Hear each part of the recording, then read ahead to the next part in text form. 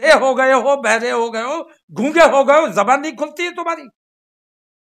अगर तुम्हारे अंदर देश प्रेम है, मैं चाहता हूं नरेंद्र मोदी तुम मेरे देश के प्रधानमंत्री हो। मैं नहीं चाहता कि आने वाली नस्ल तुम्हें धृतराष्ट्र कहकर याद करे। मैं नरेंद्र मोदी की हमदर्दी की बात कर रहा हूं। लोगों को लगता है कि मैं नरेंद्र मोदी का मुखालिफ हूं। जो उन्हें सही बात बताए, अगर वो उन्हें दुश्मन लगता है तो इसका इलाज कोई मेरे पास नहीं है। मोदी जी का जहां तक ताल्लुक है, मैंने ये बात पहले भी कही है और मोदी जी की मुखालफत में नहीं कही है मैंने ये बात। मैं मोदी जी की हिमायत में ये बात कह रहा हूं कि मोदी जी, अगर आपको अपने देश से वाकई प्यार है, क्योंकि हमें अभी तक तो आपका प्यार नजर नहीं आया है। हम आजादी के बाद से आज तक देखते हैं, आजादी, जंग आजादी में आप कहीं नहीं थे, आपकी पूरी टीम कहीं नहीं थी, आपके पूरी पार्टी कहीं नहीं थी। खून हमने दिया, कुर्बानियां हमने दी, शहादतें हमने दी, आप तो कहीं नहीं थे। तो आपको अपने देश प्रेम को साबित करना होगा। जो सवाल हमसे करते हो, हम तो देश प्रेमी हैं, हमने जान दे के दिखाया है। तुम कितने देश प्रेमी हो, तुम साबित करो। हमें नरेंद्र मोदी को कुछ लोगों ने घेरा हुआ है, उनको जो सही बात है उन तक नहीं पहुंच रही है। आपके चैनल के जरिए मैं ये चाहता हूं कि मेरी बात उन तक ये पहुंचे कि आपकी आने वाली तारीख में, आने वाले वक्त में जब मौर्रिख तारीख लिखेगा तो आपको बिल्कुल धृतराष्ट्र की तरह पेश किया जाएगा, जैसे धृतराष्ट्र अंधा और गूंगा और बहरा बन के बैठा हुआ था। आप इन तमाम चीजों की मौजूदगी में एक पक्षीय काम कर रहे हैं। ये हमारे देश के लिए बेहद घातक है। तो अगर आप देश से प्यार करते हो तो विश्व हिंदू परिषद और बजरंग दल जैसे संगठनों पे वैसी ही पाबंदी लगाओ जैसी सीमी पर लगाई गई और जैसी पीएफआई पर लगाई गई। इस किस्म का माहौल हमारे लिए कम नुकसानदेह है, देश के लिए ज्यादा नुकसानदेह है। तो देश प्रेम की भावना से हमने ये करने की कोशिश की, लेकिन इन लोगों को जब तक ये लगा, मुझे परमिशन दी गई प्रोग्राम करने की और एक हफ्ते तक मुझे मुसलसल प्रचार भी करने दिया गया, काम करने दिया गया, कभी कोई एतराज नहीं किया। लेकिन जब इन्होंने ये देखा कि खालिस मुस्लिम प्रोग्राम नहीं हो रहा है, बल्कि उसमें दीगर जो दबे कुचले तबकात हैं, SC ST OBC माइनॉरिटीज, ये तमाम लोग उसमें शरीक हो रहे हैं, तमाम लोग समर्थन कर रहे हैं। तब इन्होंने खौफजदा होकर मेरी इस परमिशन को बिना किसी पूर्व सूचना के रद्द कर दिया। मैंने हाई कोर्ट में अपील दायर की है, कल मेरी सुनवाई है।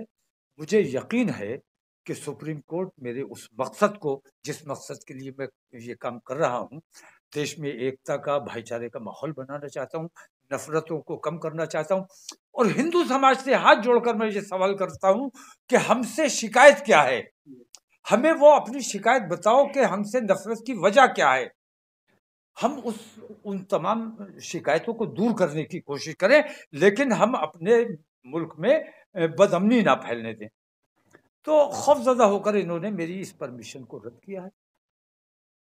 लेकिन मुझे यकीन है कि मेरा program same venue, same date पर हाई कोर्ट से मुझे इजाजत मिलेगी प्रोग्राम करने। पूत और कपूत में कितना अंतर है। हमें कपूत बताया जाता है, हमें आतंकवादी बताया जाता है।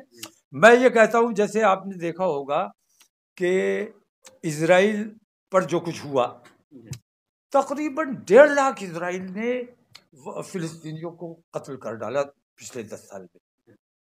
बच्चों को, औरतों को टायर में आग लगा के गड्ढे में डाल के जिंदा जला दिया गया।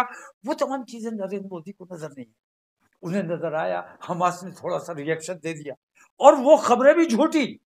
CNN ने माफी मांगी, 40 बच्चे हमास ने मार डाले, खबर झूठी साबित हुई। CNN तक ने माफी मांगी कि वो फेक न्यूज थी।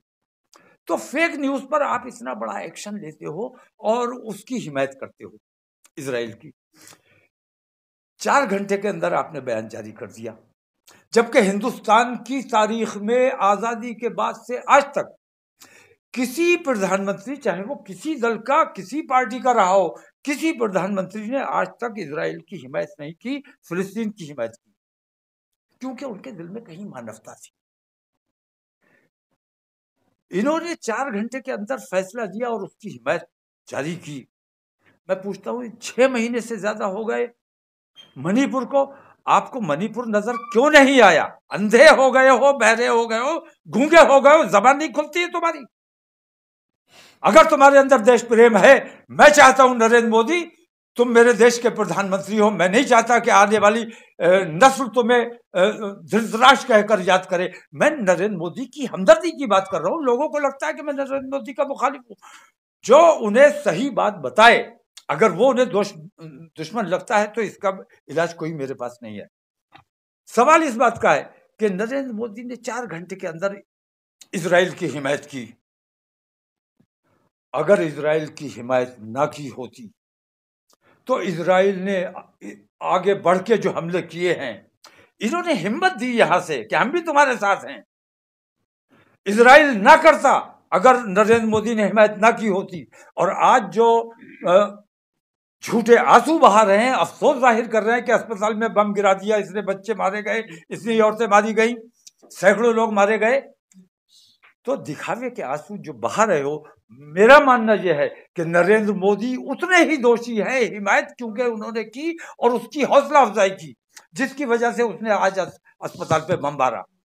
अस्पताल पे बम मारने का मतलब ये है कि अगर आपने हिमायत ना की होती तो शायद ये ना हुआ था। तो जितना इजराइल दोषी है इन तमाम जुल्मों के खिलाफ, उतने ही माननीय नरेंद्र मोदी भी दोषी हैं उन मजलूमों के कत्ल की, उनके खून की जवाबदेही इनकी भी बनती है। मुझे यकीन है कि चूंकि मैं मिशन सेव कॉन्स्टिट्यूशन चला रहा हूं और उसी के तहत मैं अपने तमाम लोगों को और ओबीसी को, दलित को, आदिवासियों को, तमाम लोगों को जमा कर रहा था। और मैं टीचिंग का काम कर रहा था कि अपने हाथ में कानून किसी कीमत पर नहीं लेना है।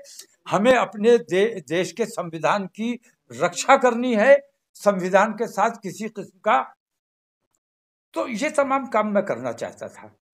तो चूंकि मैं संविधान का काम कर रहा हूं, संविधान की रक्षा का काम कर रहा हूं, तो मुझे यकीन है कि कोर्ट मेरे इस मकसद को, मेरे इस मिशन को समझेगा। ये बात आपकी बिल्कुल दुरुस्त है कि इंडिया का जो माहौल बना हुआ है, मैं उसको ठीक करना चाहता हूं। नरेंद्र मोदी ने और उनके सहयोगी दलों ने जो हमारे देश का माहौल बिगाड़ रखा है, मैं उसको ठीक करना चाहता था। और रहा सवाल इस बात का कि मैं इनकी कहीं मदद कर रहा हूं, तो मुझ पर आप ये कह सकते हो कि मुझे फाइनेंस किया गया भारतीय जनता पार्टी की तरफ से, मुझे फाइनेंस किया गया आरएसएस की तरफ से कि मुसलमानों की भीड़ जमा करो ताकि हम मुसलमानों का कत्लेआम कर सकें। लेकिन जब उन्होंने ये लगा, इसीलिए आरएसएस ने खुद परमिशन दिलाई, बीजेपी ने खुद परमिशन दी, फाइनेंस किया। मैं इसने अखराजात कहां से कर रहा था? बीजेपी ने तो दिए मुझे पैसे। बीजेपी इनकार करे कि उन्होंने नहीं दिए, वो अपनी सफाई दें। बेईमान और झूठ के पैर ज्यादा टिकते नहीं है। तो जो मैं माहौल बनाना चाहता था वो इनके लिए कहीं खतरा महसूस हुआ, इन्हें इनके मिशन को ऐसा लगा कि इनका मिशन को नुकसान होगा, तब इन्होंने मेरे ऊपर पाबंदी लगाई है। ये बेईमान जब तक अपनी बेईमानी बंद नहीं करेंगे, हम इंशाल्लाह इसी तरह काम करते रहेंगे। हम पे जो इल्ज़ाम जिसने लगाना है उसकी हमें परवाह नहीं।